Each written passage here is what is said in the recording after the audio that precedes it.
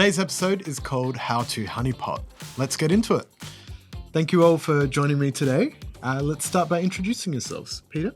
So my name's Peta Spurling-Brown. I'm a producer, director of Hey Dowling, previously Hey Boss, which was my company prior to teaming up with another producer. 2025 will be my 15th Fringe. Wow, well done. Congratulations. Thanks. Andy? Yeah, my name's Andy Beecroft. I'm the marketplace manager with Honeypot. I've been with Honeypot 7 years now. And yeah, it's my great pleasure to connect our artists and our delegates each Fringe. Jode? Hi, my name's Jode Atkinson. I am an artist. 2024 was my first Fringe and Honeypot and Hive experience, and looking forward to 2025. Gorgeous. Do you want to start by telling us a little bit about what your show was? What did you bring to Adelaide Fringe? I brought my show, Have You Met My Grief, to Adelaide Fringe in February and performed at the Bowden at Plant 4.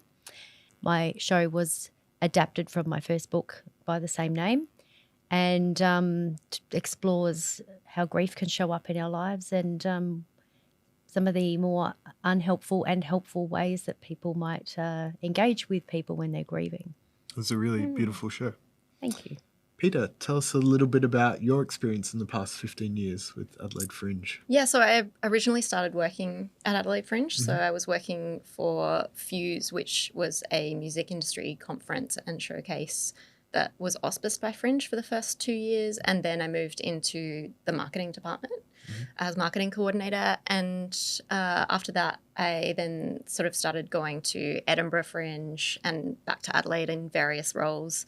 And after seeing producers come into the press office at Gilded Balloon where I was working, I was like, I want to do that.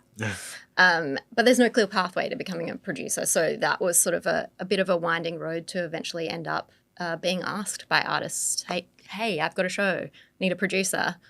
Do you want to produce it? And me sort of going, yep, I've never done that before, but let's give it a go. And that was about 10 years ago. So I've been producing ever since. Nice. And Andy, tell us a little bit about your role at Adelaide Fringe. I'll give you the quick version.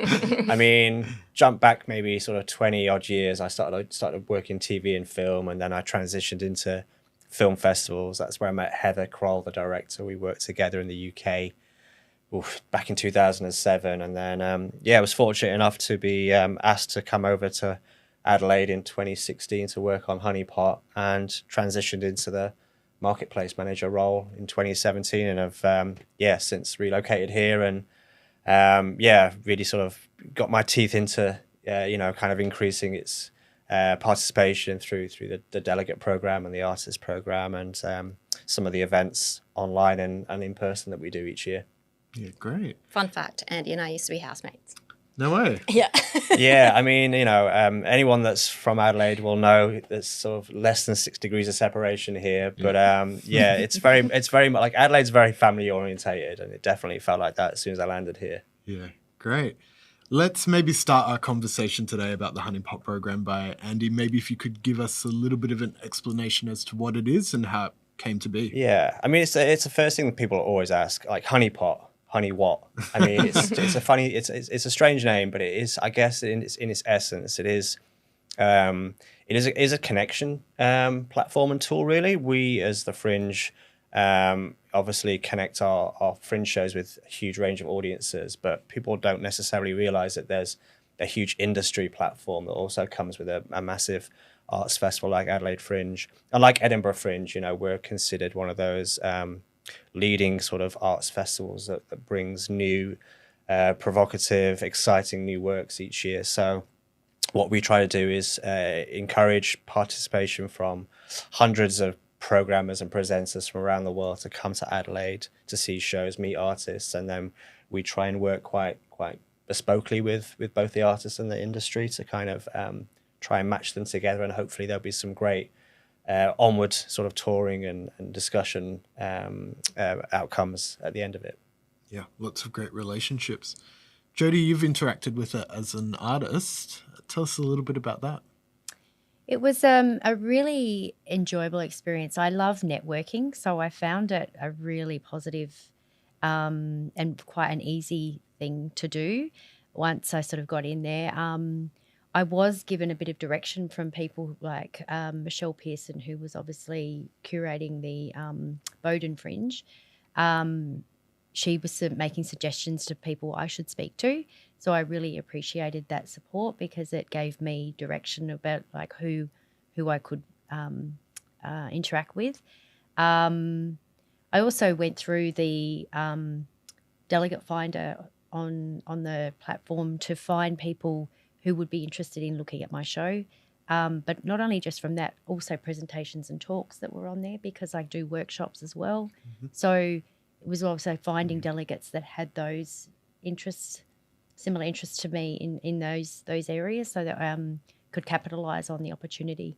Yeah. We actually did a one-on-one. We do one-on-ones before the festival. It's like an open call for artists to kind of check in with the Honeypot team to kind of ask us questions, try and work out what the best approach is to the marketplace. And obviously, you know, me and Jode had a one-on-one, and you know, I got to know more about Jode and her show and what she was bringing and where she wanted to take it. And I think that for us is really important is understanding like first-time approaches to the marketplace. It's such a large like experience and a platform that I think, you know, it's great to have that resource that we can offer, you know, to kind of really understand where you're coming from. So yeah, it was good. Yeah, really positive. Nice. And Peter, you interact as an artist but also a delegate. Yep. Do you want to tell us a little bit about what it is to be a delegate and then how you interact with Honeypot? Yeah, I guess as a delegate, I'm there.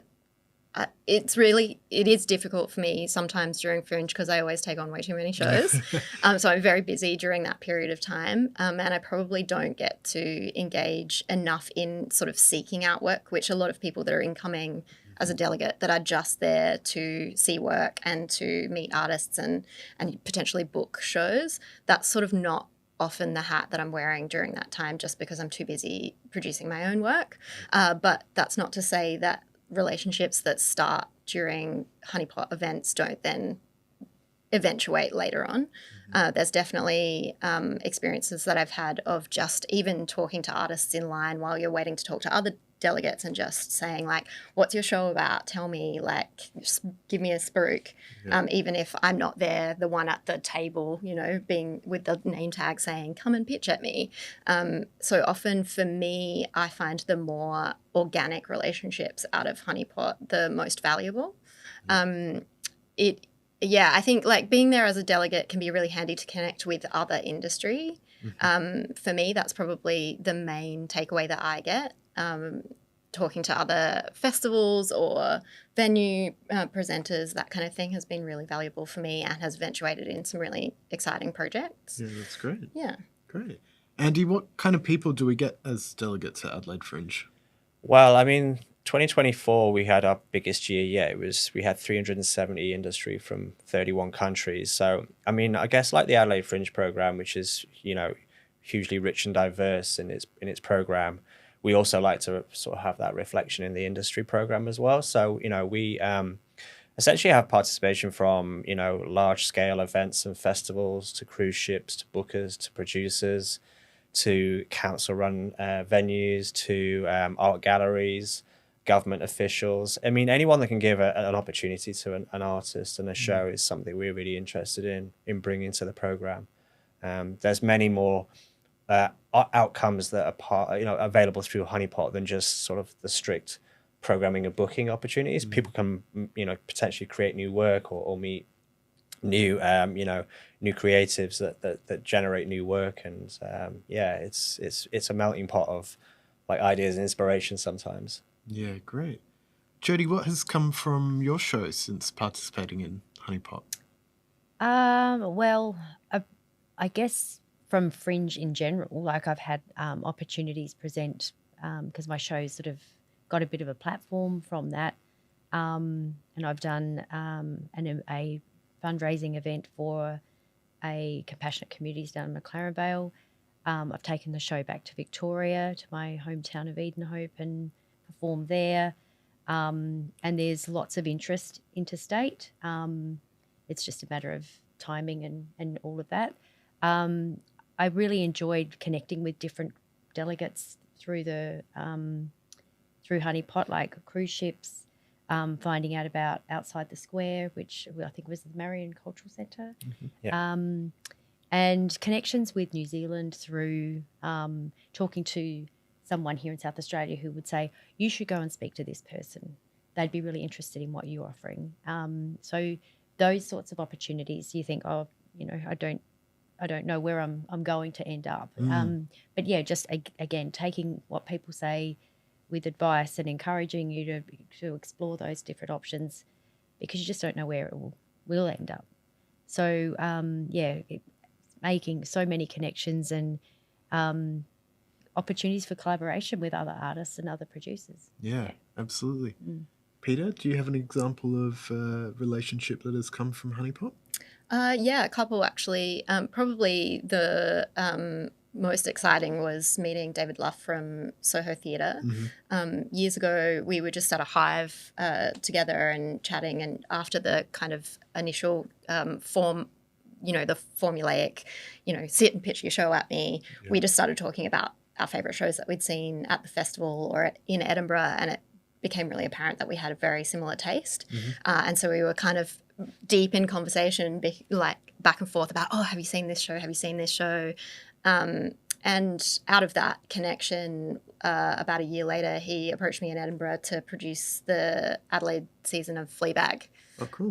Which is still probably like the feather in my hat where I'm like, I got to produce that show. And Phoebe Waller-Bridge was filming Star Wars at the time, was on all of the show reports and stuff. So that was really exciting. And that's still a relationship that I have to this day. And the other would be friendships, really, like friendships with industry. Sam from Summer Hall is like one of my closest friends now, and I've just come from Edinburgh where we spent almost every day at Summer Hall, and I was just like, hey, Sam, can I get into this show? And he'd be like, absolutely, you know, and those relationships, particularly if you're going between Adelaide and Edinburgh where you see these people twice a year, Honey Pot has just been invaluable in that.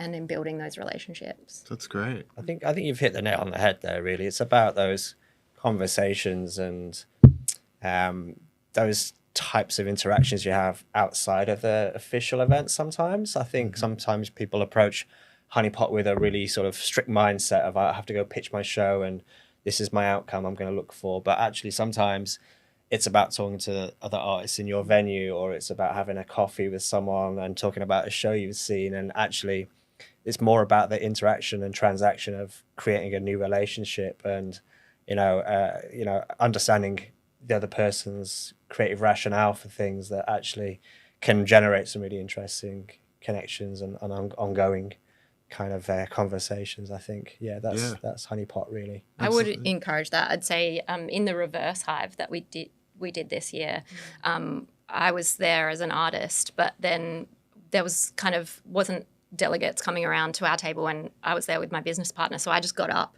and started going around to all the other artist tables and being like, hey, what's your show about? And having really lovely chats with just, you know, if I'm producing 8 shows, which I was this year, I don't get a chance to see a lot of work. So just even going around and saying, oh, what are you doing? Where is it? That was invaluable. And I actually connected a lot of artists with other people that they could talk to, and I think that that's really where the value is of like making those connections, whether it's between artists or whether it's me and I go, oh, this show isn't for me, but I know this publicist in Edinburgh that I can introduce you to, which is an example of something that just happened out of this festival where someone was going to Edinburgh and they're like, do you have any tips? And I was like, yep, absolutely, I'll sit down, pick my brain, what do you need to know?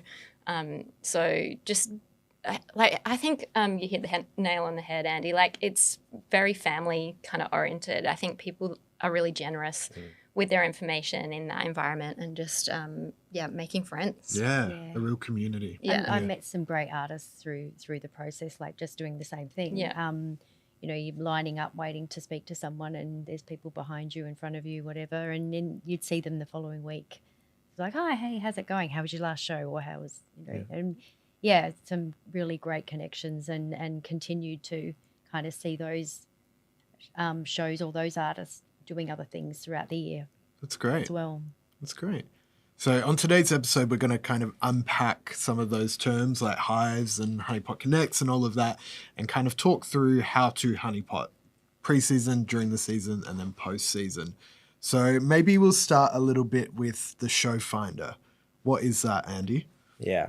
I'll take it back even a little bit further as well, like registration. I think, when you're registering for Adelaide Fringe, you also have this amazing opportunity called Honeypot, which is, it's for those that are looking for potential onward discussions and bookings and opportunities. So, we generally have about a third of the Adelaide Fringe program that registers for Honeypot. So, it's an additional process, but the show finder essentially is a more detailed version of the show. It's kind of unique selling point and what the opportunities you're looking for. It links to trailers and touring packs, and has contact details on the presenter and informs the industry as to how many people are in the touring party. So it's industry facing, and it's there to sort of publicize and give a point of difference to the shows. It's a really useful tool that opens 3 months before the Fringe starts, and it allows delegates to kind of really look through all those shows, favorite them, and book tickets, and start to build up an idea of what they might want to see and who they might want to connect with. Yeah, great. Jody, what was some of the things you included in your show finder? I had a bit of a short trailer of the show with some audience comments about their experience. I did a passion pitch. I think I did all. I pretty well just said yes to everything, if I'm honest. If it was just like, do you want to do this? Yes. Would you do this? Yes. Like, fill this out? Yes. It's just do everything and just see what happens, and have a really open mind about where it might end up. It might go somewhere, it might not, but just putting it out there gives you the opportunity to see that happen. So just those were the sorts of things I put together for that. Yeah, cool. You mentioned a passion pitch. Yeah. What is that, and what did you include? I think it was a minute and a half or roughly that I had to basically, like an elevator pitch, if you were sort of saying, someone says to you, what do you do for your job? And you have to, you've got like 1 or 2 floors in the elevator to get your pitch across. Yeah. So it's about a minute and a half to basically tell what your show is about. And I sort of use that as an opportunity to say why my show was a little bit different to other shows, in that it is an educational aspect to it. There is an audience will take something helpful away from it rather than just going to be entertained. And it's, I think, been termed edutainment, which I really love. So being able to promote that, yes, you come and see a show and you'll go through a spectrum of emotions, but you will hopefully learn something from it as well. Yeah, great. Peter, what are some of the things you look for in passion pitches?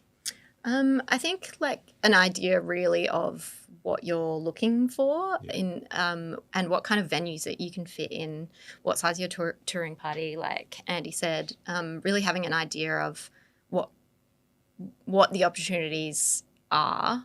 I think if I'm pitching into festivals or venues, I need to really know what that show requires. And it's surprising how often that information is missing.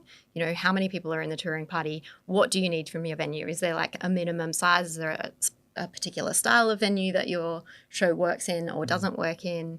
Those specifics are really important and I think often overlooked. It's great to have the marketing stuff, obviously, but we can kind of pick that up from the show listings. So when it's a show finder, we're really looking for the more like technical, operational information as well. Yeah, great. Good to know. I'll remember that for this one. Take notes. Yeah, I mean, I think like with show finder, it's about like outlining the the special modifications about a show, whether there's fire or nudity or special considerations or sort of touring information that's kind of quite relevant. Do you need 2 or 3 days to sort of bump in, bump out, or travel? Are there certain parts, certain equipment that will only work for the show, or stage dimensions? That's kind of what the industry are looking for.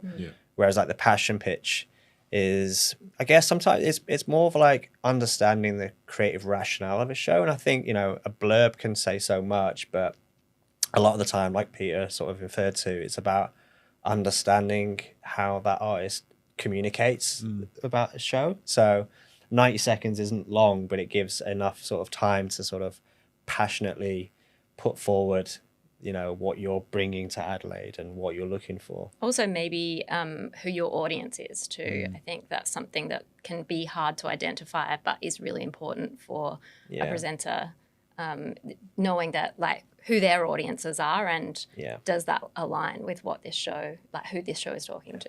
I mean, you know, with something like Have You Met My Grief, you know, that might be quite hard to understand what it is with just the title and a short blurb, but you know, through a passion pitch can really sort of talk to like how you interact with audiences or what the, you know, what the content is and what the reaction is. So, you know, something like a passion pitch can be quite a useful tool to sort of unpack something that a blurb or a title doesn't do quite as well sometimes. Yeah, absolutely. And we can get all sorts of different passion pitches as well, right? Like they often take lots of different kind of direct to camera or... Yeah, people are creative. I mean, we work in a creative industry. We've had some amazingly well-produced ones, but also just people using their phone. You know, it's not necessarily about having high production values. It's about what you put in that passion pitch. Yeah, great. And then I guess the reverse of that is in the delegate finder. So Andy, do you want to tell us a little bit about that? Yeah, so it's another great sort of tool that, again, opens up 3 weeks before the Fringe starts. So we kind of announce who all the industry are. So industry either participate in person or virtually. So, but they're both kind of great contacts to sort of to look through. So, I mean, you know, the delegate finder kind of lists who the industry are, where they're coming from, you know, what they're looking for, the dates they're in town. It links to their websites and email addresses. And again, we ask our delegates to be quite specific and direct about why they're coming to Adelaide and what they're looking for. You know, like the show finder, the more specific and detailed you can be, will give the artist or the person contacting them the right information as to whether they're right or not. I mean, with 370 industry, not everyone's right for everyone. You know, it might be you only have 4 or 5 people that you want to contact. You might want to contact people from Edinburgh, or you might want to find, you know, other producers or contacts in South Australia. It really depends on what you're looking for. Jody, did you use the delegate finder? I did. Yeah, yes. yeah. I went through, again, as Andy said, like there's a lot of people on there. But I was looking specifically for people that were looking for cabaret, because my show is the genre of cabaret. But again, workshops and talks, because I also offer those things. So I didn't know that was part of Fringe last time. So I think that might be something I explore a little bit more this time going forward. So, yeah, contacting delegates that had those sorts of things, and also collaboration as well. And, yeah, emailed them directly, invited them to come and see the show. Some of them got back to me and said they weren't in town when my show was on, which meant, you know, I got a nice email saying all the best and maybe next time type thing. But I did have a delegate that I hadn't contacted actually come and see my show. So I looked them up and then sent them an email saying thank you for your interest and look forward to meeting you, and then had the opportunity to see that person at Honeypot. Yeah, great. So, so taking those opportunities as well. Yeah, that's great that you've that you got some delegates to your show, but also great that you've made connections with those who couldn't make it, and now you're in an ongoing conversation and they can come to the next show. Yeah. That's great. Peter, what kind of things do you include in your delegate profile? I guess just a little bit about the company and what kind of work we produce. I mean, that's basically the extent of it on the side of who I am and what we do. I don't know what else to say about that's that. great. Easy. Great. All right. So now let's move on to what happens during the festival. How does Honeypot work during the festival alongside of it? Yeah, I mean, it's unique in the sense that there's not many major fringe festivals that have a marketplace that runs alongside it. So, we not only have our industry delegates that see shows, we also try and run programs that kind of offer professional development and connection opportunities. So, we have 3 flagship events. We have a producer support group. We have a Honeypot Connects events, which is like a networking interaction afternoon. And then there's the sort of Friday industry day, which is the Hive, which is kind of the focus on sort of networking and pitching work. Yeah, great. Let's move to you, Peter. So do you attend the producer support group? I haven't, but I think it's a really great idea. Yeah. Producing is an enigma, and I think no one really knows what's involved until they're in it. So whether you're a self-producing artist or whether you're a producer producing one show or multiple shows, it's a beast. Yeah. There's always more that you can be doing, and it can really mount up on you. So I think having other people that know exactly what you're going through at the same time is like a really great initiative. Yeah, absolutely. How do you attend these support groups, Andy? Well, I mean, it's what it is it's a support group. So there's lots of different producers or people that approach their fringe season as a producer, whether they know it or not. And it's an opportunity to bring a group of people together in a sort of safe space to kind of debunk some of those roadblocks or question how things have worked and succeeded in the past for other people. And it can be quite a cathartic sort of group experience sometimes about bringing that shared collective. I mean, I don't want to say problems. Sometimes it's like success stories and what works well. But invariably there is also some of that challenge and debunking some of the myths, which also comes part of that as well. So it's a great sort of place to sort of also find new alliances and potentially up your game a bit as well. Yeah. We've been talking a lot on the podcast about how Adelaide Fringe really offers a sense of community, and I feel like events like these are what contribute to them. You also mentioned Honeypot Connects. Do you want to tell us a little bit about that? Yeah, we brought that Connects event in a couple of years ago. It was more from artists just asking for more opportunities to meet people that were in town. So I mean, Adelaide's quite it's quite fortunate in the sense that we have a daytime program that we can offer. So we wanted to bring along all the industry that are in town on that day to an event and connect them to the artists. So it is what it says, it's connects. So we connect the artists and the industry. And we try and work as a marketplace team to sort of move around that room and again, sort of understand who's coming to these events and who we can connect them to. And it's just, it's kind of a nice sort of easygoing conversational style afternoon. I mean, for some people, it can be quite hard to kind of think about networking, but we try and make the atmosphere a little bit more relaxed and socially engageable. It doesn't quite feel as structured and as rigid as like the word networking, means to some people. So, yeah. Have you attended these, Jode? I did the Fridays events. There's a lot. Yeah. There's a lot. You could spend all your time doing the events. So, I basically went to all the Friday ones that were on. And there may have been a couple of other days that I got in there, but mainly the Friday. Did you find it a bit overwhelming at first? There's a lot of to do, a lot of people there, a lot of tables, a lot of people to look for. Like if you've gone with your list of people that you want to catch up with, and some people were in demand, and there was long lines. So it's kind of like working out. Well, I'll go over here, do that, rather than just standing around wasting, half an hour.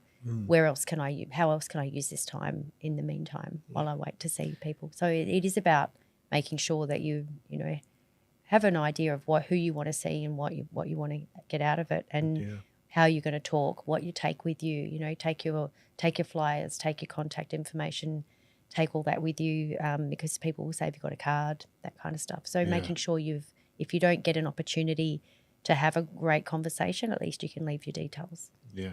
I mean, I'd like to sort of pick up on that overwhelming sort of sense that some people might get from a marketplace. I think when you sort of say an industry, international arts marketplace, it can be quite a daunting thought. And it's exciting But too, though. we definitely recognise the busy nature of the honeypot. So I think the last couple of years we've really tried to sort of make things a little bit more accessible and easier for people that are coming to these events. So the applications that we open prior to the events give all the information about people. There's the RSVP lists open a week before the hive, so you can kind of understand who's there. We have a great D&I team that kind of build a safe, quiet space for honeypot. We've moved it to the convention centre now, so that's a huge open space, which makes it a little less frantic and noisy. We have these headshot boards that kind of inform people as to who's in the room, and the QR codes take them back to their profiles, and the team are there to kind of walk around and check in on people. So, and like you say, sometimes it's talking to people in the queue and transferring knowledge of who's in the room and who you should talk to. So you're not alone in these situations. I think that's probably one of the key things to take away from honeypot is you're never alone in these situations. There's a lot of resources and team members to help. Yeah. And like you say, Adelaide is a small place, so you do bump into people and you kind of can team up and go, I need to see this one, or I want to go and talk to that one, or let's go get a drink while we wait, it's good. I would say as someone that is highly uncomfortable in formal networking environments, that I think that honeypot, Andy and his team do a really great job of making it really approachable. And I always find that if I am at a loss, I can just go up to Andy or one of the honeypot team and be like, hey, this is what I'm trying to achieve. Who should I talk to that's in the room? And Andy will always take me over and be like, this person's looking for that. You should chat to that person. And that makes it so much easier and so much more approachable. I think, Andy, well done. You do a great job. Yeah, totally. Well done. Do you attend all the events during the festival or as much as possible? Not all the events by any stretch. It's always a bit of a push, but I do try and get to the hives. Yeah. Whether or not I can get to the whole thing, that depends on the week, depends on what's going on. Going into a weekend can be quite a pinch point.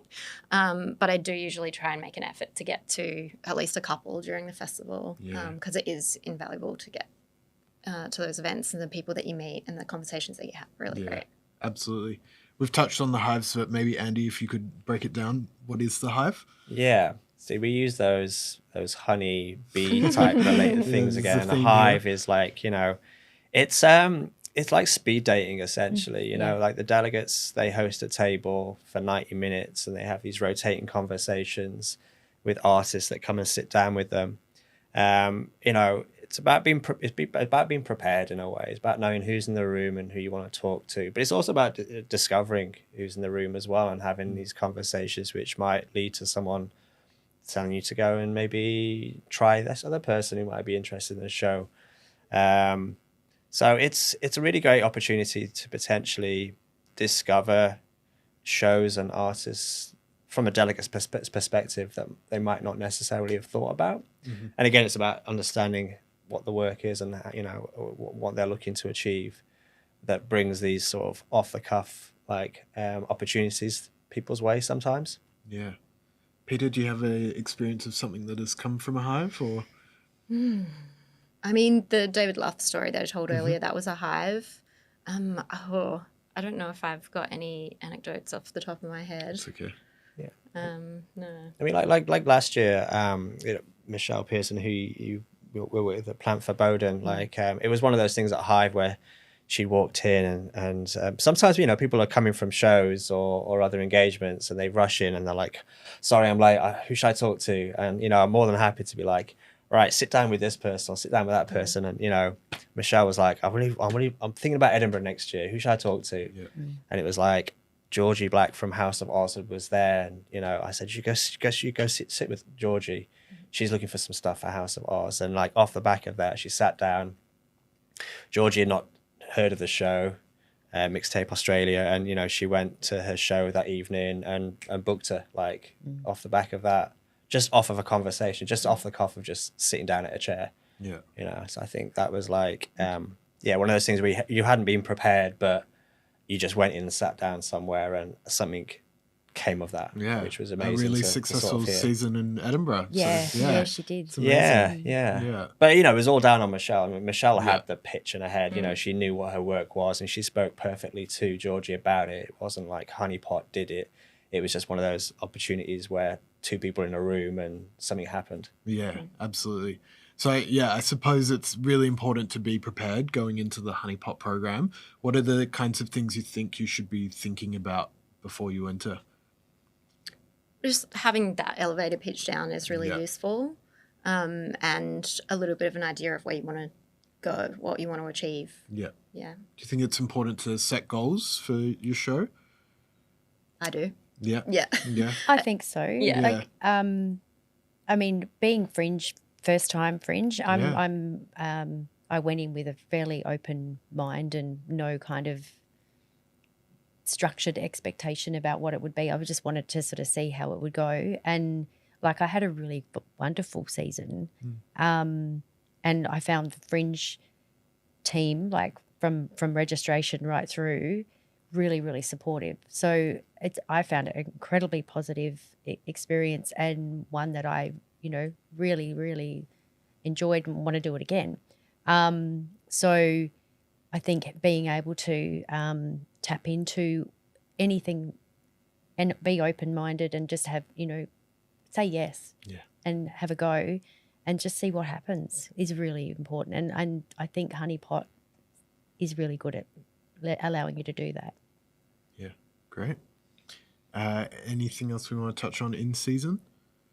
I would say on setting goals, Yeah. I think, you know, doing a Fringe season for most of us, let's be honest, is not about making money.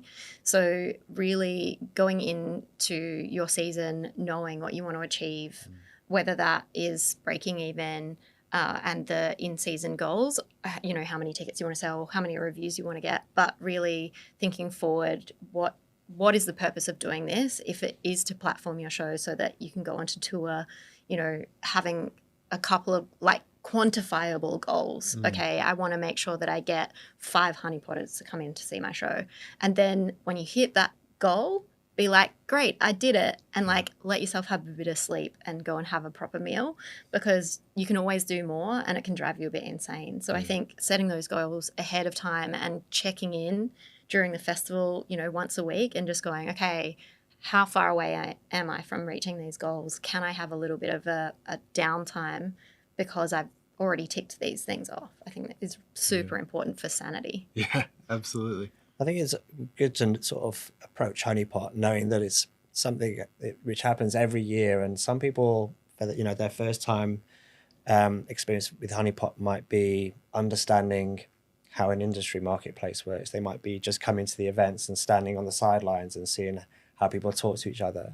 And then they might come back in the second year and be like, you know, like Peter said, I want to invite 2 delegates to a show and I want to get this outcome. And, you know, sometimes people it's about approaching it at your own pace and your own, you know, comfortable, you know, way of approaching things. I guess, you know, there's a lot to do during a Fringe season. You've got to sell tickets. You've got to market the show. Like Honeypot's just an additional thing, but, you know, it's not a strict buy and sell type of marketplace. It's definitely about just understanding and finding your place. Yeah. And growing as an artist. Yeah, you're so right. Success doesn't always equal booking the next gig. It could be gaining that research, gaining that knowledge, and being even more prepared for your next season, Yeah. for sure. So going into this season, having different goals, having gone in the first time with an open mind and kind of going, look, I want to have these conversations as my goals and I want to explore my opportunities. My goals will be very different this time because it's like, okay, I know how this works now. Yeah. What will your goals be for this season?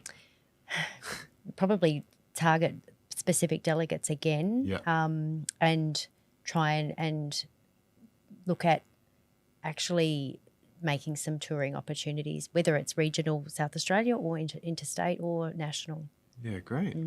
I would say too, just like a strategy thing, we were talking before about sometimes you go to these hives and there's a big line to see a couple of specific delegates because, you know, they're a big festival or something that everyone wants to get booked for, is if you are like standing around, look for the tables that don't have anyone on them and go and sit down and chat to them, because often it's not always easy to figure out what people's programming like guidelines are from reading their websites or looking at the work that they've booked. So even just going and sitting down and being like, hey, like, what is your festival or venue?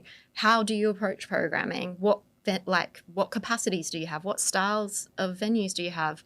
Even if it's not something that ends up being suitable for the show that you have, you now have more knowledge about what's out there. Yeah. And it might be suitable for the next thing that you do or a collaboration that you have. And I think it's, I do that quite a lot. I'm just like, oh, I know nothing about this festival. I'll go and have a chat, see what they do. And then also then I can pass that knowledge on. Or I can say, oh, actually, I saw a show the other day, or I was just talking to someone over there. I think you should have a chat. Yeah, absolutely. It's two-sided. Like artists are pitching themselves, but also you're finding out more about the people who are programming. Yeah. Like one of the best things I heard someone tell me about approaching, you know, a marketplace or a networking event is not to go in and tell them straight away who you are and what the show is and what you want to do.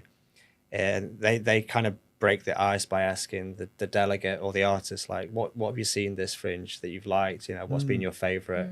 And, you know, it's finding that point of like similarity, and it starts, like, it breaks the ice. That can be really kind of useful to then lead into like, tell me about your show and what you're presenting. You know, I think sometimes people come to these events and they immediately just fire like 30-second, like, you know, elevator pitch about this show is about this and I'm looking for this, and, you know, I want to play your venue, and I guess you have to sort of think about all these interactions people have on a daily basis. Sometimes it's nice just to sort of say, hey, let's just 5 seconds.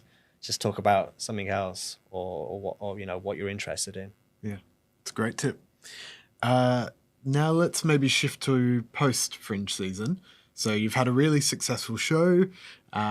What are the kinds of things now how can you interact with Honeypot after your season?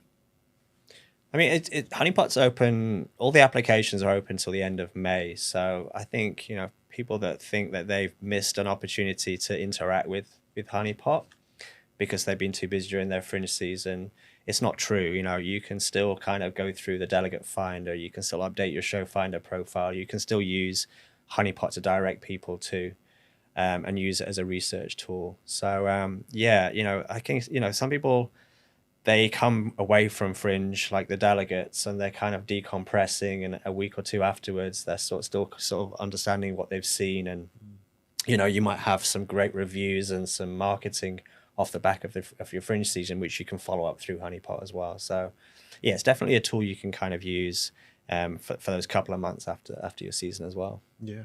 Jodie, did you interact with Honeypot after your season? I made contact with some of the people that I met through the Hive events and reached out to them. So like there was obviously swapping of details and things like that. That's probably my level of interaction there. Although I was contacted by a venue in Melbourne if I wanted to take my show over there. They said no to consider. And so we had a conversation about what their venue was like, what the expectations and obligations were of them and me as an artist. And it was kind of cool because I have a lot of my butterfly in my branding, and they were the butterfly, like the Butterfly Club. Yeah. So it was kind of like, oh, it was very good fit. Yeah, perfect. Yeah. So they found me, I think, through that. Yeah, That's great. The follow-up is definitely something which is probably should be considered, you know, whether that's in season or after season, you know. There's a lot of like approaching people prior to your show, but also there's something to be said about initiating a good follow-up as well. Yeah. So to bring it back for people that maybe haven't interacted with Fringe as much, is pull a ticket report that has the concession tab with Honeypot, and you can see who's booked in. Then you can go and look in the delegate finder and find their email address and follow them up and say, hey, thanks for coming to the show. You know, here's our show pack or whatever information you have and some great reviews that came out of the season, or Vox Pops or whatever, you know, you can bring to the table that shows the sales points of the show essentially, and just start that conversation in that way. You know, they might have come and it's not suitable for their venue or their festival, but you're still following up and like trying to foster that relationship going forward. For those who might be a little bit anxious about it, when is the right time to reach out after your show? Whenever? I think. I mean, you is can it never. Ever too late? I think you can never know what timelines other delegates are on. Everyone programs at a different time of year, so you may reach out to them and they're in the thick of it, and they, you know, don't have time to read it or look at it, and so, you know, follow up a few months later if you don't hear anything. I think, like, don't hound people, obviously, but I think a couple of emails is great. Yeah. You'd agree? Yeah.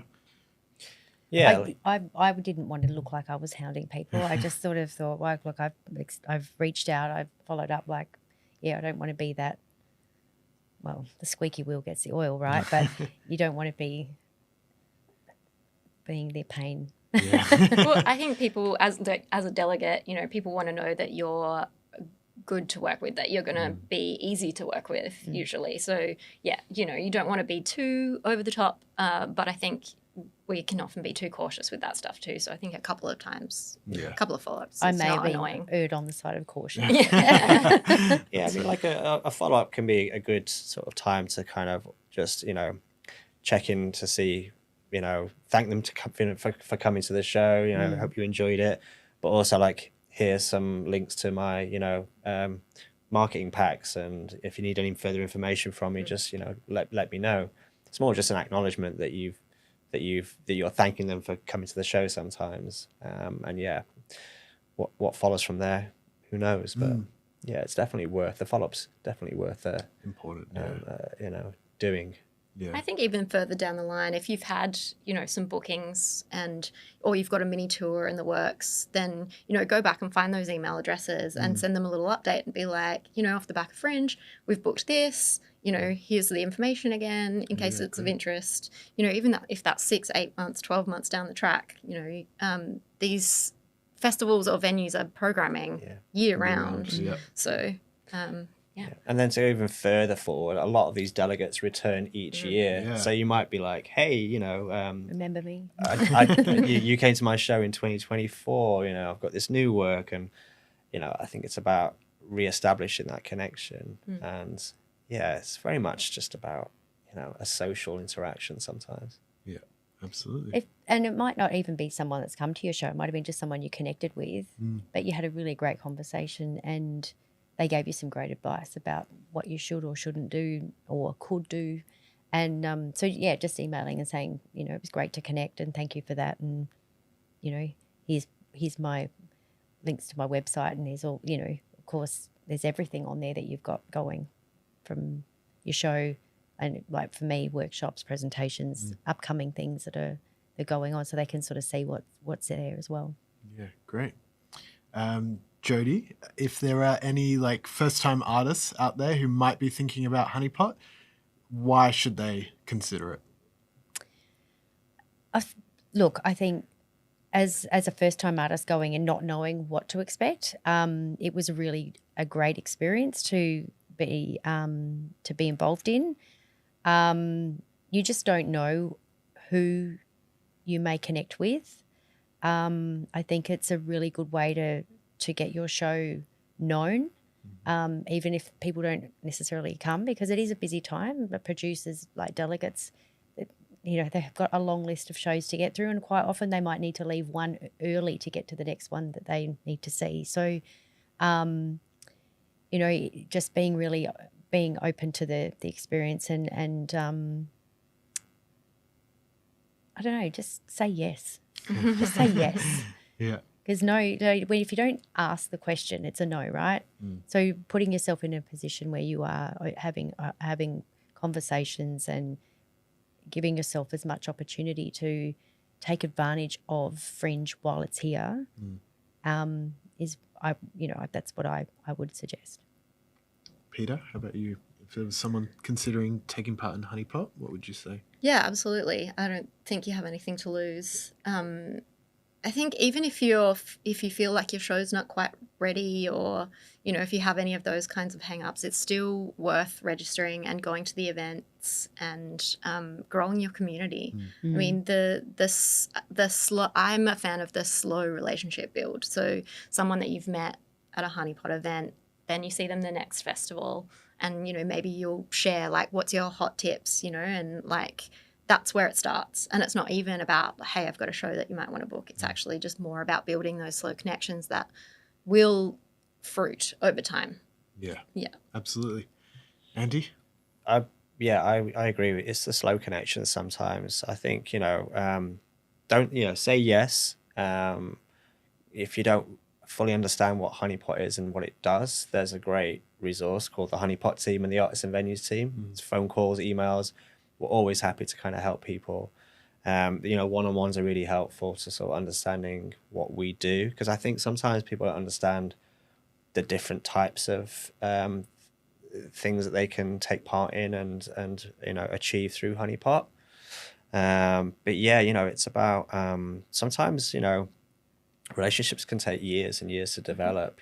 Your work might not be right for someone in year one of doing a Honeypot, but you might have work further down the line in a few years that is right for that delegate, or they've established that relationship with you, and they like how you carry yourself and the work that you put out, and they'll remember that.